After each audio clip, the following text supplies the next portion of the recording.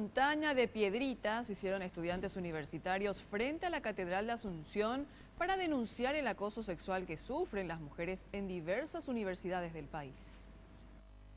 Estudiantes universitarios hicieron una montaña de piedritas frente a la Catedral de Asunción y en las inmediaciones de la Universidad Católica, donde denuncian que sufren constantes episodios de acoso por parte de los docentes y miembros de la comunidad educativa. Esta acción que llevamos a cabo hoy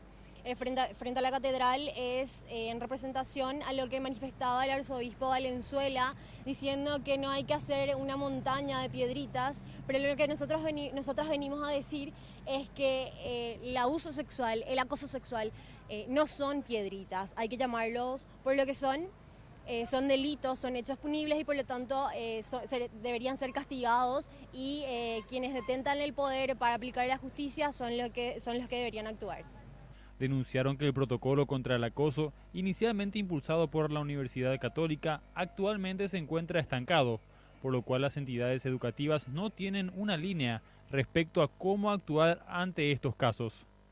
Sin embargo, el sector universitario ahora, ya en un colectivo más aglomerado, toma eso y quiere llevarlo a todas las instituciones como herramienta jurídica o más bien como herramienta en las instituciones para poder acudir y no denunciar casos en los que las facultades y las instituciones o las autoridades académicas se laven las manos y pasen la pelota, por así decir, a las autoridades o al Estado directamente, sino que tengan que actuar y, por dar un ejemplo,